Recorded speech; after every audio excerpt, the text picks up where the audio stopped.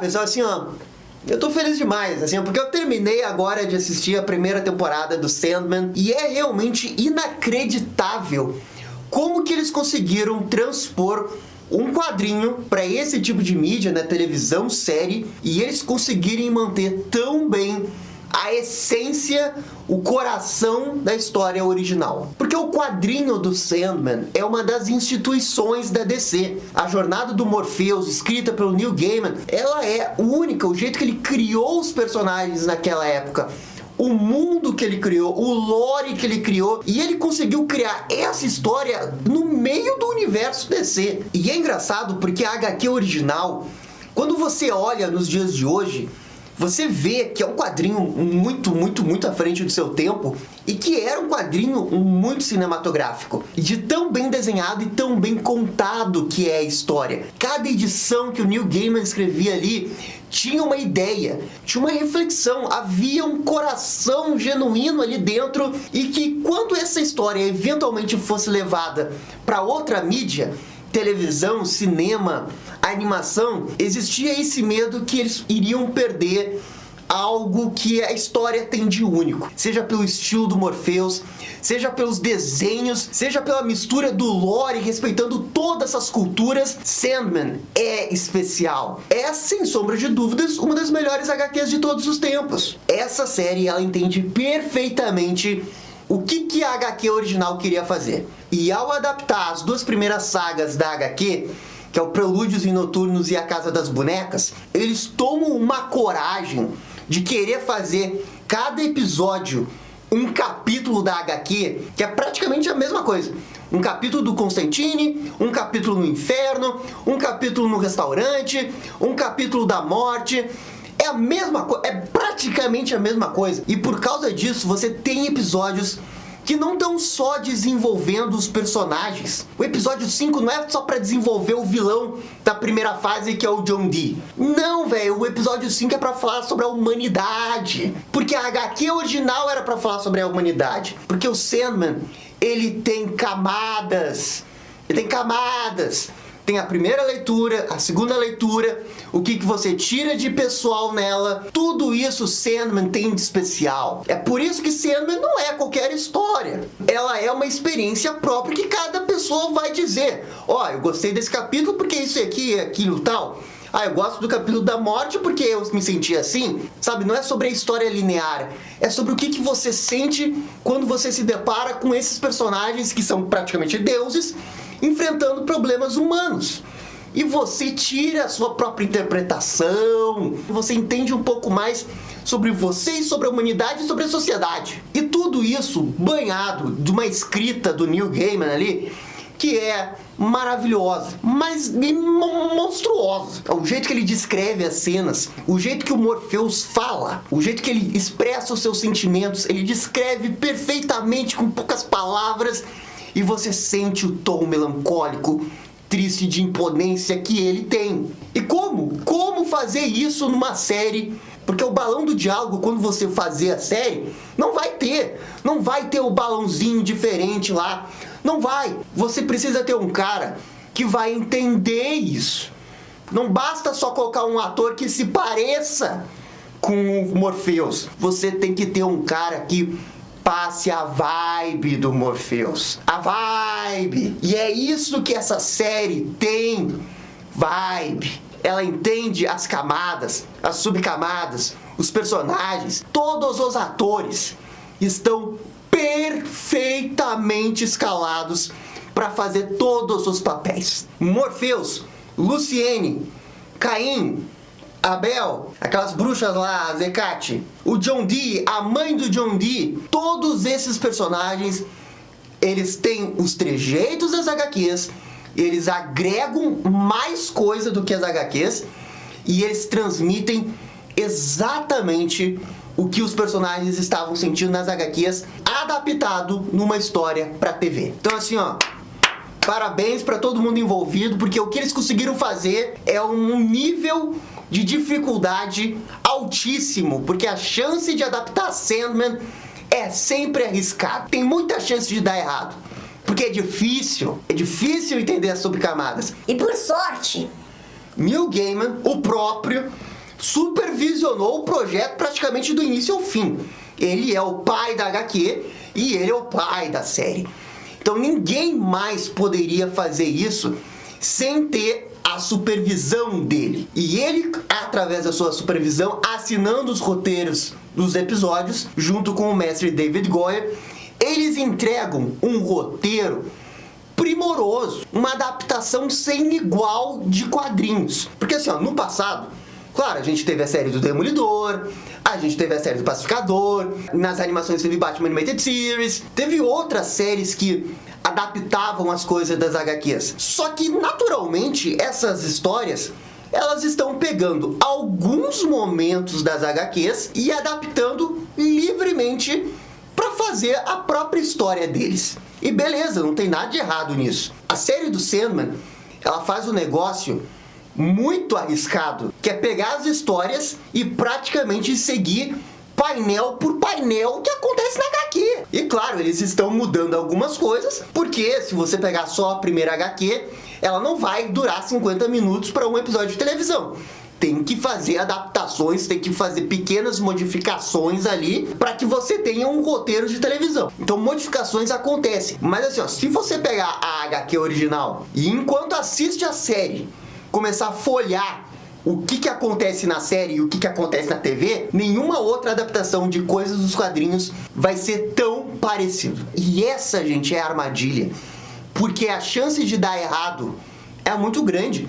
A gente já viu adaptações japonesas, animes foram adaptados pro live action, que faz painel por painel igual. E dá errado. O Sandman, dentro dessa filosofia, só deu certo porque tinha Neil Gaiman ali, você tinha uma grande produção de arte e você tinha um elenco 10 de 10. Porque se não fosse esses 3 itens que se destacam e são geniais, essa série teria fracassado. Mas ela não fracassou.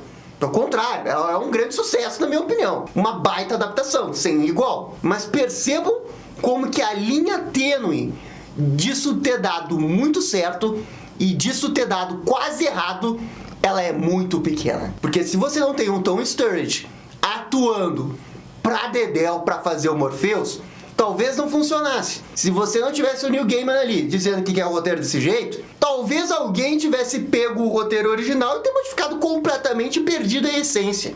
Então assim, ó, são esses elementos que fazem a história funcionar. E no final das contas, a experiência de assistir Sandman é tão boa quanto ler o quadrinho, porque a experiência, ela é rica. Não é uma história aleatória, tá ligado?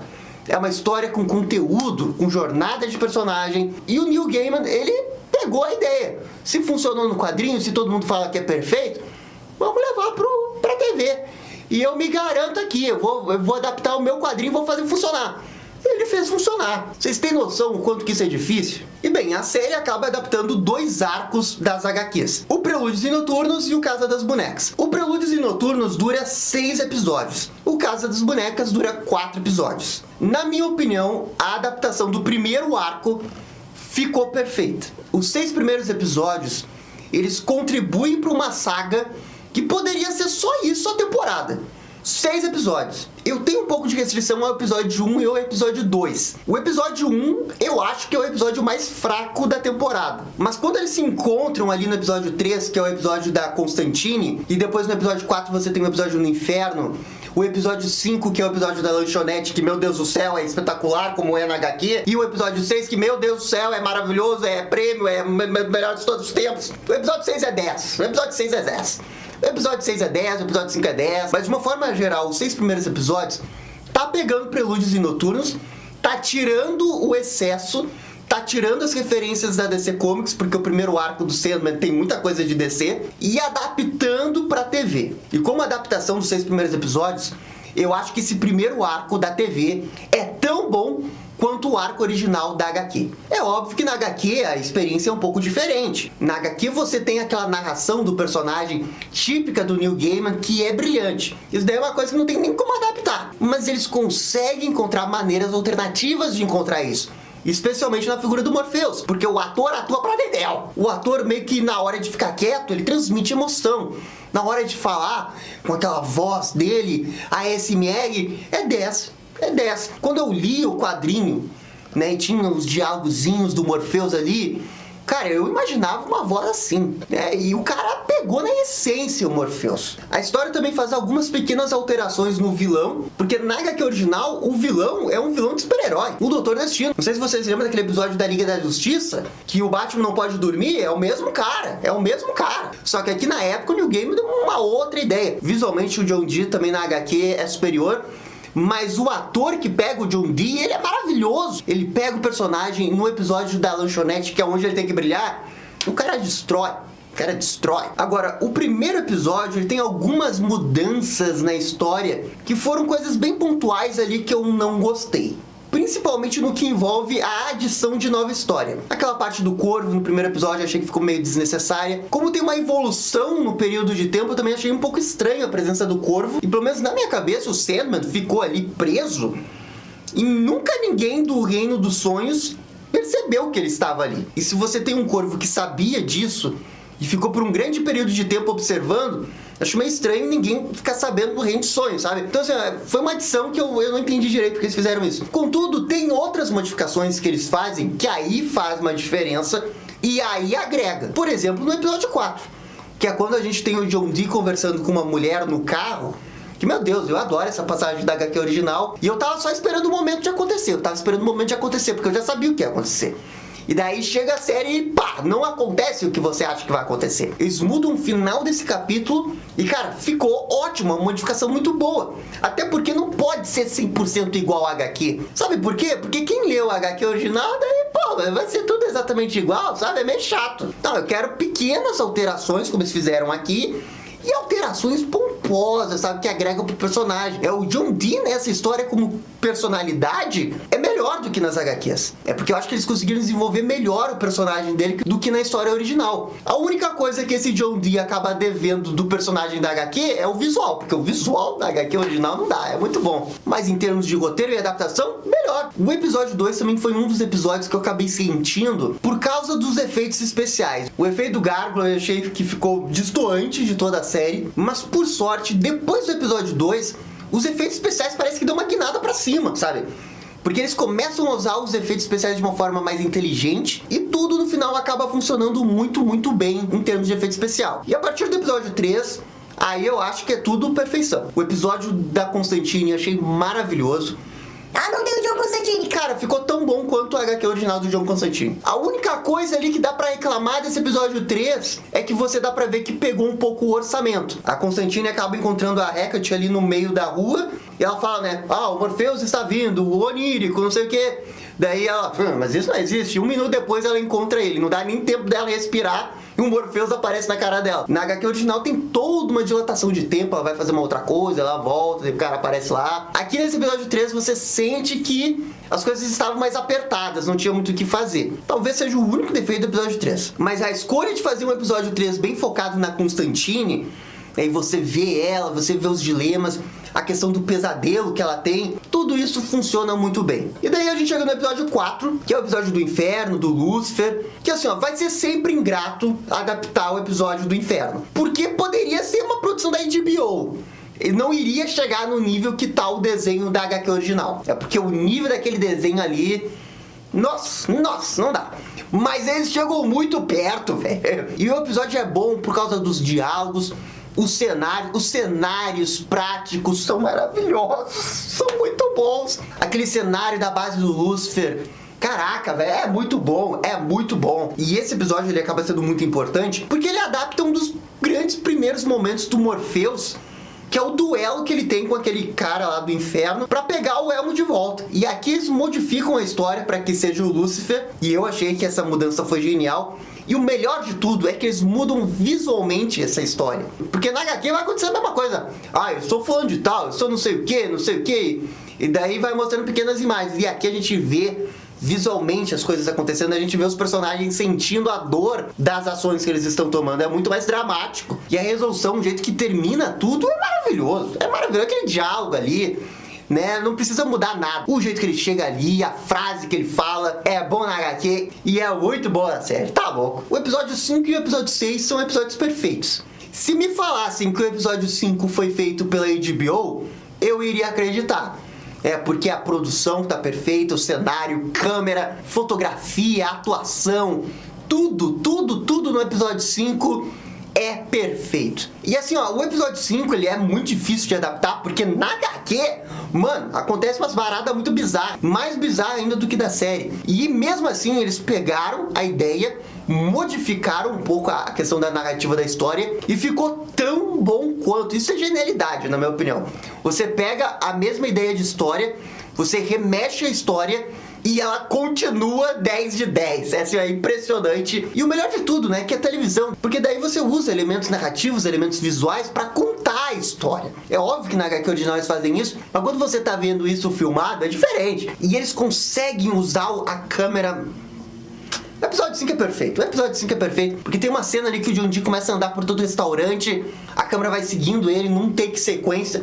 É maravilhoso, assim, é isso aí. Pegou a essência da HQ, pegou a ideia da reflexão que eles querem dar na história original e até ampliou a discussão. Então, assim, ó, só não é o melhor episódio porque tem o episódio 6. Porque o episódio 6, sim. O episódio 6 tá adaptando a HQ de edição número 8 e ele também tá adaptando uma história que tem no Casas de Bonecas. Então, eles estão juntando duas histórias que meio que são spin-offs dentro da saga, mas que são importantíssimos para desenvolver o Morpheus, para você entender o que o Morpheus estava passando naquele momento. E os primeiros 20 minutos que envolvem a morte é a melhor adaptação de uma história em quadrinho live action. Ponto, acabou, né? Os primeiros 20 minutos ali com a morte, emoldura, mostra como é que se faz.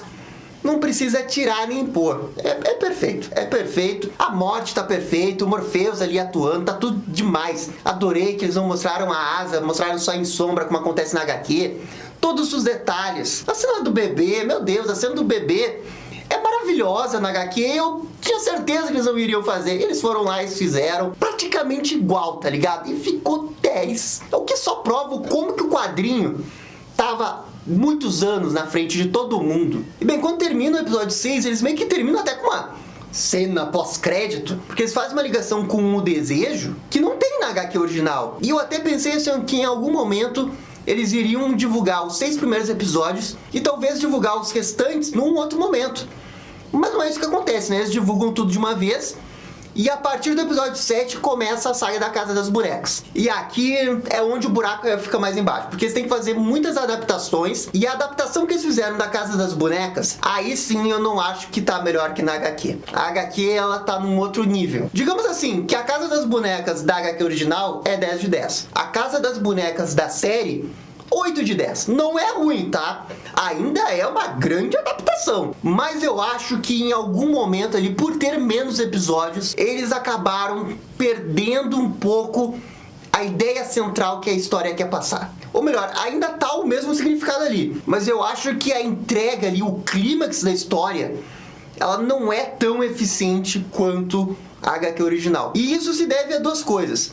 O conto da HQ original começa com a história da Nada, que é, né, o primeiro amor do Morpheus e tal, no passado. E na minha opinião, eles precisavam ter um episódio contando essa história. Esse pedaço na história ficou só ali no episódio do Inferno, que já é uma referência que tem nas HQs, que é um momento fenomenal do quadrinho original. Na HQ original, a gente tem um capítulo inteiro pra contar o conto da Nada, e aqui esse conto é contado pelo próprio Morpheus muito rapidamente, e acaba se perdendo um pouco do aspecto visual que eles querem se propor depois na HQ. Porque na HQ eles acabam fazendo um círculo, né? Porque começa com essa história e termina ali com a Unity. Então, na HQ faz muito sentido, né? Eu realmente me surpreendi muito que eles não fizeram esse episódio. Eu acho que essa história era fundamental pro último episódio ser mais eficaz. Porque eles fazem tantas modificações ali no final da história da Casa das Bonecas, que eu acho que todo o peso do negócio do vórtice que eles estão falando ali acaba se perdendo, porque eles acabaram focando muito no literal da narrativa dessa história da saga, que tem em Coríntio, tem aquele negócio no hotel,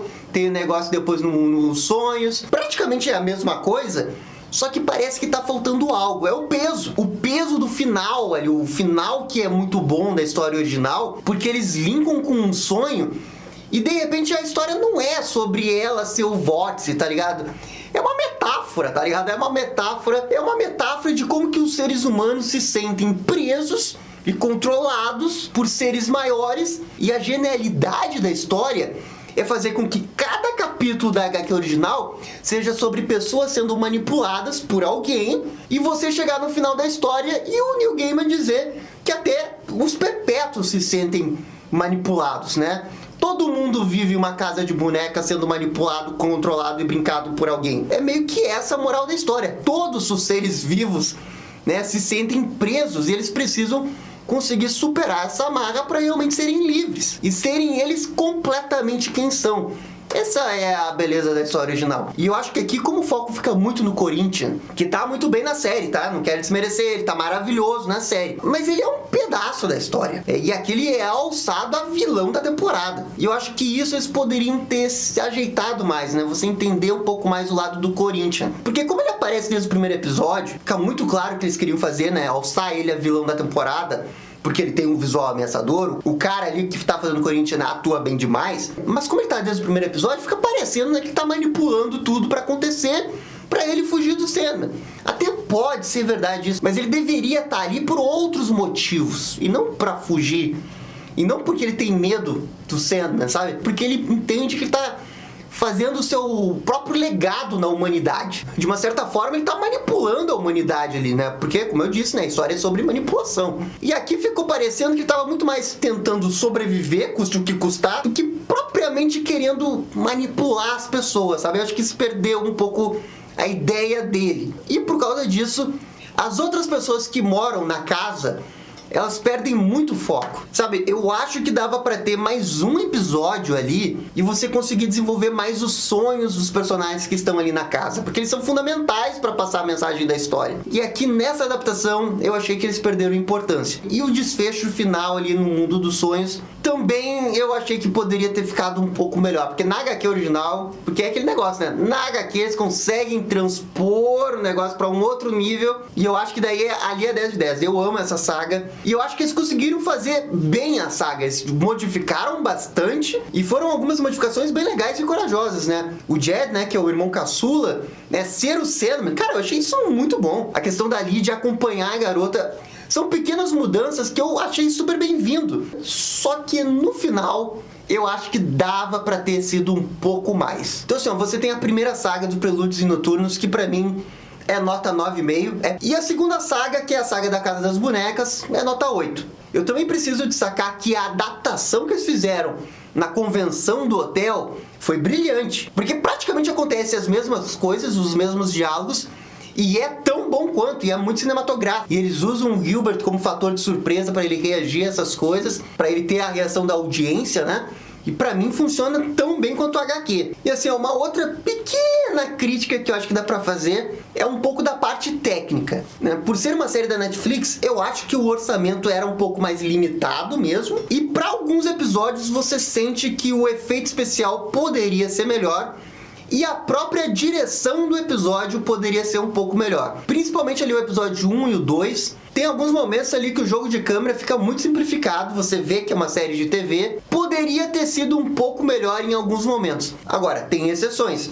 O episódio 3, o 4, o 5 e o 6... a direção tá perfeita. Os efeitos especiais também tá muito bom. Então, assim, tem uma certa inconstância na questão da técnica da série. Eu também gostei muito da escolha de algumas lentes, né, com um efeito de olho de peixe, porque passa a sensação que as coisas ainda são maiores, imponentes, principalmente ali quando você tá dentro do sonhar. Daí eles usam uma lente que deixa as coisas muito abertas, muito amplas. O Morpheus geralmente fica centralizado no meio, olhando uma coisa gigante, você sente a presença e passa muito a vibe da HQ original. Agora, não tem como não pensar que se essa série fosse da HBO, o negócio ia ser ainda melhor, porque eu acho que eles chegaram no limite do que dava pra fazer com Netflix e o orçamento que eles tinham. Se fosse um orçamento da HBO, mano, eu acho que ia ser um negócio assim, ó, o tempo todo 10 de 10.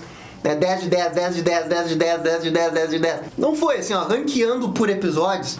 Episódio número 1 eu dou nota 7,5. Episódio número 2 eu dou nota 8. Episódio número 3 eu dou nota 9. Episódio número 4 eu dou 10.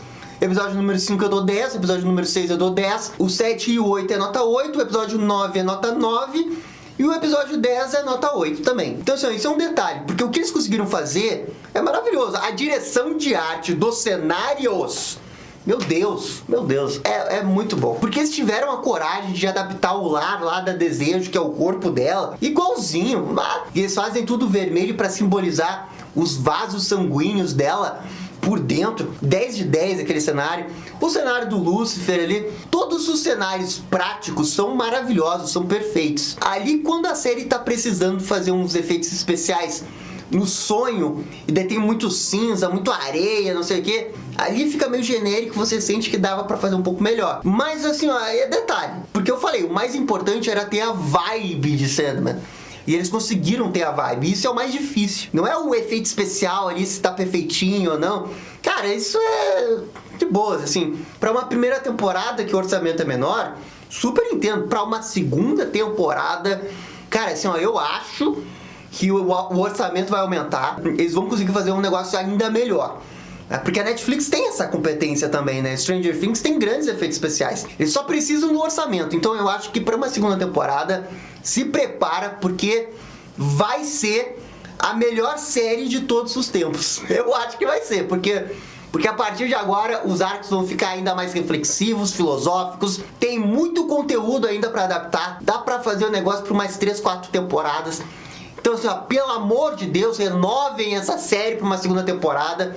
Se não quer assumir a bronca, deixa a HBO assumir, porque isso daqui tem que ter uma continuação, tá, gente? Tem que ter uma continuação. Inadmissível parar aqui. Tem que fazer os outros arcos aí, tá? Por favor. O mundo anseia pra ver a continuação de Sandman, porque vocês fizeram o mais difícil, que é adaptar Sandman eficientemente e muito bem. Agora é só manter e elevar, talvez, com mais dinheiro. Porque dá pra ir mais ainda, porque ainda dá pra ir mais. Pra vocês terem uma noção do potencial da história. Chegou a hora da nota da temporada. Como vocês sabem, eu não dou nota técnica, eu dou nota da experiência. E é nota 9,5. Pra mim, assim, ó, Pacificador e The Boys pode até ser melhor, mas o meu coração é Sandman. Prefiro Sandman, prefiro essa série de Sandman. Prefiro reassistir Sandman do que reassistir Pacificador e The Boys, sinceramente. Acho que ele tem mais conteúdo, sabe? Ele tem mais coisas pra você tirar da história.